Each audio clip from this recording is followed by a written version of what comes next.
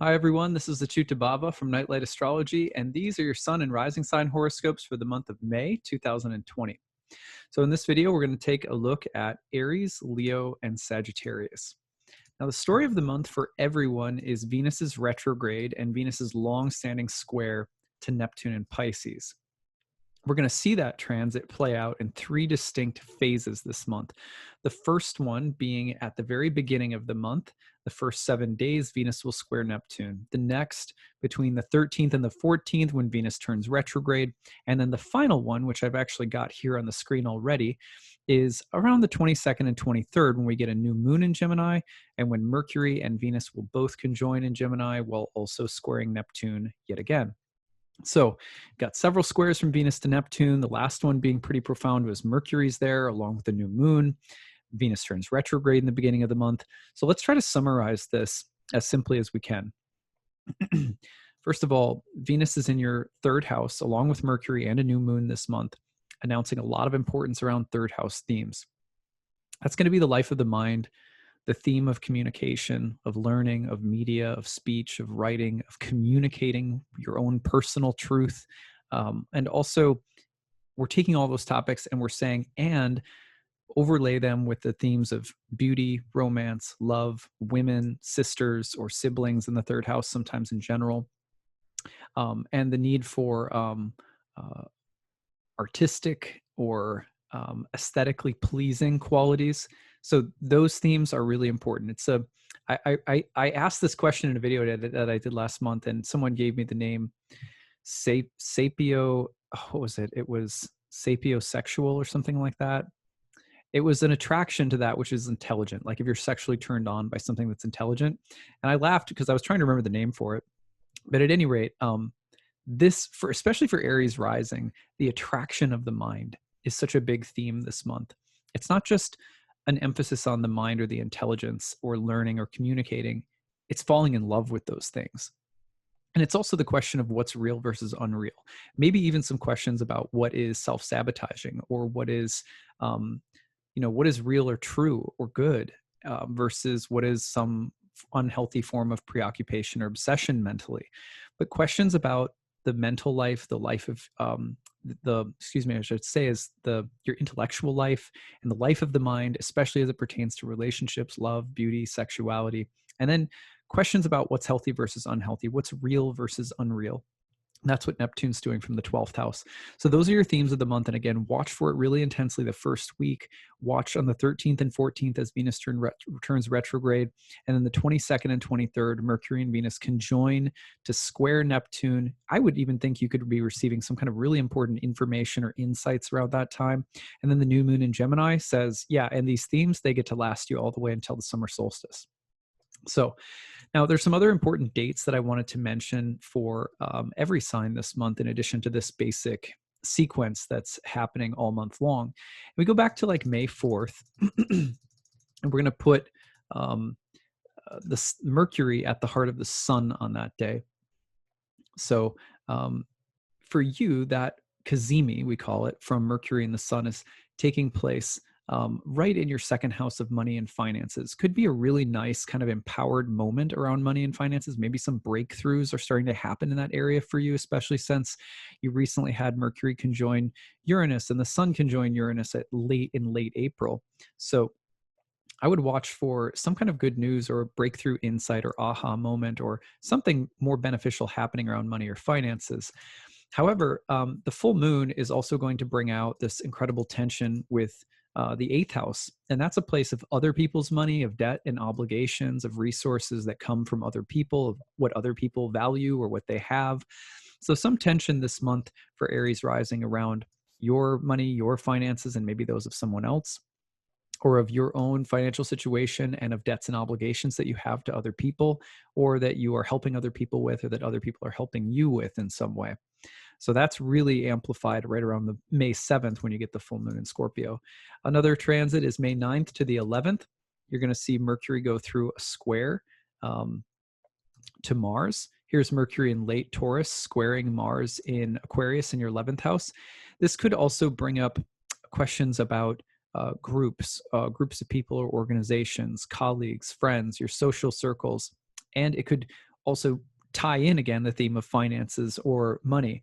For example, I wouldn't be surprised if there were changes in like groups or organizations professionally that you belong to that are impacting your finances somehow, for better or worse. It could go either way. And remember, we're forecasting this for lots of people who have Aries rising. So um, the other thing is that Mercury square Mars can be very incisive and cutting intellectually. So watch out for that vibe. You may need to make some executive decisions or difficult choices around that time as well. Then you go to about the 12th into the 13th, and Mars is going to enter Pisces. That's your 12th house. Now, that's your ruling planet as well. So, right around that time, it could be that you're starting to get a little bit, you need a little distance or a little space to yourself with the 12th, which the 12th house loves to provide. It could be that you're turning inward a little bit more. It could also be that you're getting a little bit, you're being hard on yourself or self-sabotaging in some way. So you want to be a little bit careful of that from about the 12th or 13th onward as Mars is entering your 12th house, and that's your ruling planet. It could also, though, on the positive side, like when our ruling planet enters the 12th house, it'll often just mean that we have a period of introspection or turning inward that we have to take in one way or another. So let's wind it back up and start over with Leo. I'm going to show you what that full moon or that new moon looks like again, but I'm going to put Leo on the ascendant. So for Leo rising, the same action is happening. You can see here's right around the 23rd, there's that new moon that just took place in your 11th house. Venus and Mercury are getting in on the square to Neptune in the 8th house. But at the beginning of the month, it's just Venus and Neptune. And then Venus turns retrograde between the 12th into the 13th. So, it's like 3 stages that I'm seeing as the most intense stages of the month, all involving the same basic themes. So let's repeat. First week, Venus in your 11th squares Neptune in your 8th. Right around the 13th and 14th, Venus turns retrograde, still in the square to Neptune. And then with the 22nd and 23rd, Mercury and Venus get together in Gemini in your 11th, square Neptune. This time as Venus is retrograde, squaring Neptune in Pisces in your 8th, as a new moon in Gemini is also happening in your 11th. So this is the story of your month. Now, the 11th house is a place of friends, groups, colleagues, social circles. It's really a good news, I think, for Leo rising is in terms of there being beneficial changes or new developments around friends or groups of people or allies, people that might have something to offer you or that you may have to offer someone else. And but with Venus turning retrograde, there's also important changes that are going to be taking place, whether it's with your friends or professional groups or colleagues or some kind of larger company or organization that you belong to. Some kind of social change is happening this month if you're a Leo rising. Now, with square to the Neptune in the 8th house, the question is going to be, why is this change happening? The 8th house is reflective of other people's values, other people's resources, other people's interests, and debts that we have to others or that others have to us. So when it comes to 11th house, 8th house dynamics, for example, you could see someone, their company is closing down, they have to go to collect unemployment. That would be an 11th to an 8th house dynamic. Or you could say that you're a small business and you're getting funding from the federal government as part of that small business program they're doing. I think they were doing one. Or you could look at this as saying people's needs and desires are influencing me to make certain kinds of social compromises that I really shouldn't be making. So being used or using people, that also comes in potentially, as well as potentially like very charitable things. So finding help and giving help or aid. But anyway, social change is at the heart of your transit for the month. And again, you'll see it the first week. Watch for the retrograde around the 13th and 14th, and then watch for a big peak around the 22nd and 23rd. The new moon in Gemini announces that these changes will be playing out for you all the way through the summer solstice at the end of June. Now, a couple of other important dates again. Let's go back to the beginning. Take a look at that Cazimi that's happening around the 5th. Or is it the 4th? Yeah, it's the 4th. So for you, the Mercury Cazimi with the Sun, which is a very empowered moment for Mercury, is taking place in your career house, right around, again, the 4th. So I would look around May 4th for a really nice kind of empowering moment professionally or in your career, maybe some good news or maybe something really beneficial happening or feeling like you're taking a step forward in some way. Even saying or speaking something or starting something looks good on that day. Now, there's some tension coming in on the 7th, and that tension's coming in from the full moon in Scorpio. The full moon in Scorpio is falling in your 4th house of home and family, parents, land, your living situation, your more inner or private sphere of activities, and it's opposing the Sun, Mercury, and Uranus in your 10th house. So there's going to be tension, a push-pull between the private, familial, domestic, or sort of your home side of life with the professional side. That's going to amp up. It might be a little bit more hectic or intense emotionally, especially on the home front with the moon in its fall and Mars's sign, Scorpio, in the 4th house of home and family. That's May 7th. Let's go to the 9th to the 11th, because between the 9th to the 11th, we see Mercury in your 10th house of career going into a square with Mars in the 7th house of relationships. Could see this as a little bit of a contentious time for communication dynamics in your relationship, so you want to watch for that. It's also a great time to work with other people constructively in order to plan or execute something, maybe making a deal, or getting out of something that's not having to make a difficult choice, but productive ultimately. So that comes between the 9th to the 11th. Finally, on the 12th to the 13th, Mars is going to ingress into Pisces, move into your 8th house. It's the place, again, of other people's money, resources, things that we owe other people or that other people owe us. That theme is getting a little bit more intense as the month wears on, and may involve people putting pressure on you, or needing something or demanding something, or of you needing or demanding something from someone else. So be careful of that. Just where things could get a little bit more codependent and volatile in terms of the emotional give and take of what I need from you emotionally, or or vice versa, and just being careful not to use guilt or manipulation, or to twist people's better like you could easily like manipulate people into giving you something, or people could manipulate you into getting something from you. Mars is going to amplify those themes a little bit more around the 12th to 13th. But there's also just Mars in the 8th house, just in some ways just brings death and change in ways that aren't always easy. Like there's a karmic debt that's due. It's a bit like the death card in tarot, and of course doesn't have to be literal. So finally, we go back to the beginning of the month, or actually I'm going to start with that new moon. We're going to roll it back and look at it for Sagittarius rising. So we'll put Sagittarius on the ascendant and do this all over again. Now, those mutable signs are really getting it this month, because all mutable signs have these huge sequences coming from coming in angular houses. That means they're just really busy and sort of loud. Ancient Greek astrologers called houses that were particularly dynamic, called them krematistikos, which basically means a place that can speak loud, something that can speak loudly, or that has power, or that's busy. So really busy this month if you're Sagittarius rising. The new moon, especially on the 22nd, 23rd, you've got Mercury and Venus conjoining right around that time. You get from, like, say, the 20th to the 23rd, if you want to give it a little bit of a broad range. You got Mercury-Venus conjunction in the 7th house of marriage and relationships. A new moon on the 23rd or 22nd into the 23rd in Gemini in the 7th house of relationships. So the big theme for Sagittarius risings this month is your relationships, whether it's the health of a partner, a relationship itself breaking up, or a new one getting together. The focal point is on relationships.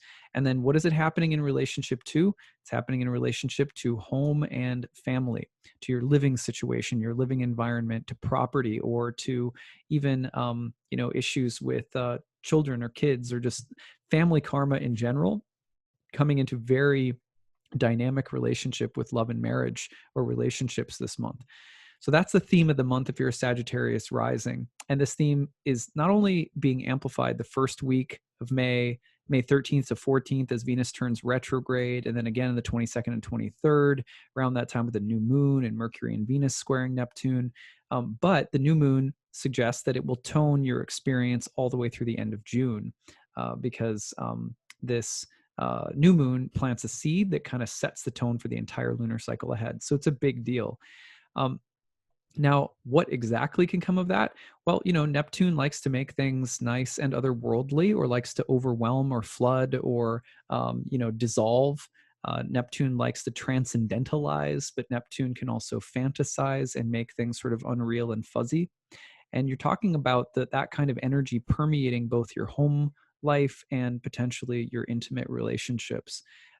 There's some reversals and some changes happening in relationships for sure this month with Venus retrograde there.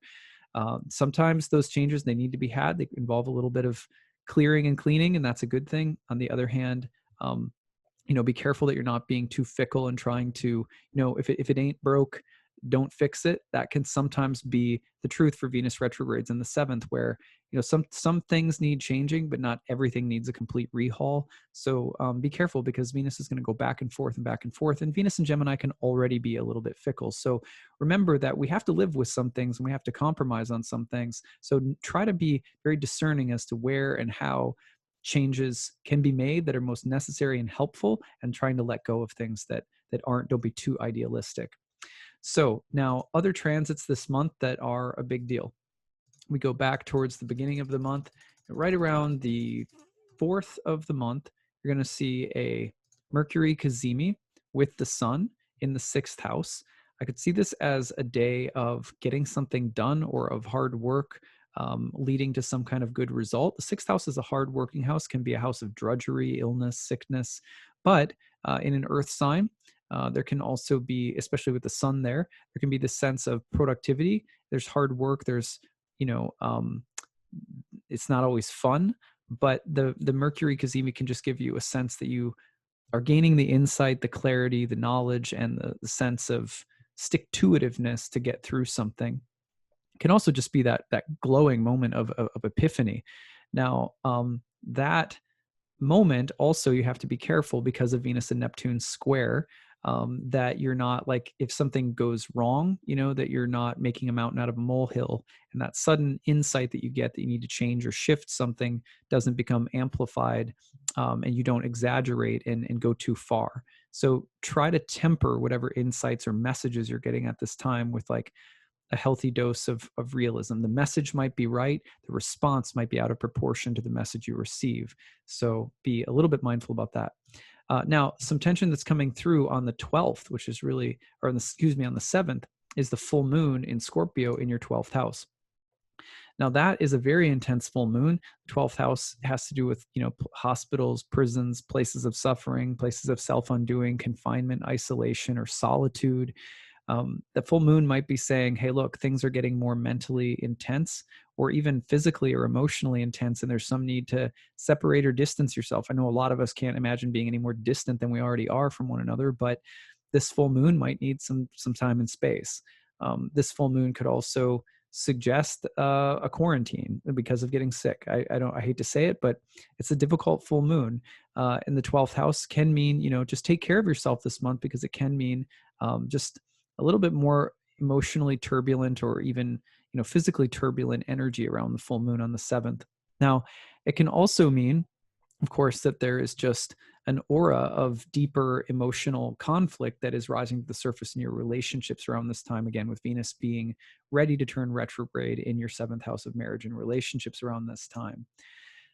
So then, if we go forward from the 9th to the 11th, right around that time, you're going to see Mercury in Taurus getting into a square with Mars from the 6th to the 3rd. Again, that has a little bit of an edgier feeling to it in your chart if you're Sag rising or Sag sun, because it's in the 6th house. Mercury is. It's combust the sun. 6th house was called the place of the joy of Mars, in the place of misfortune. So it has a real, Mercury Mars is a little bit more combative and aggressive verbally and mentally, and it can be very decisive and, critical and sort of discriminating in the best way.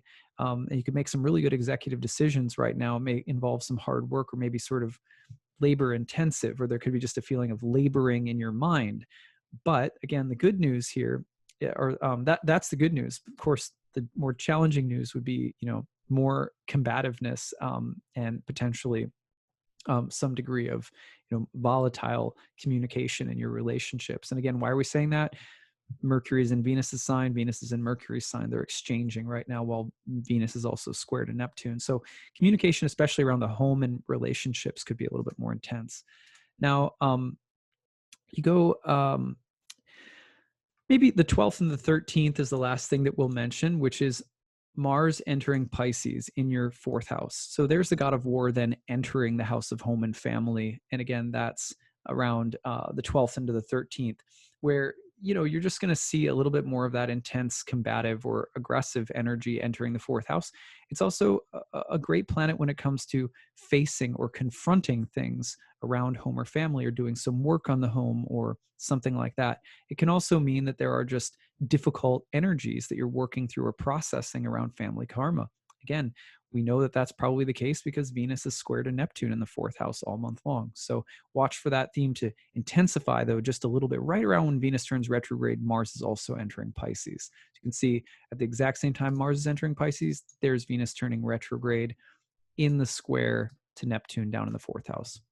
So story of the month for you, though, relationships, home and family, the tension between those two areas. So that's what I've got for you, fire signs. I'd love to hear from you and hear how your month goes. Share your stories with me in the comments section. Also, don't forget to check out my monthly overview for May. You can check out all the transits for the month, and I look forward to breaking them all down with you guys one by one. So I hope you have a great month of May, and I look forward to talking to you again soon. Take it easy.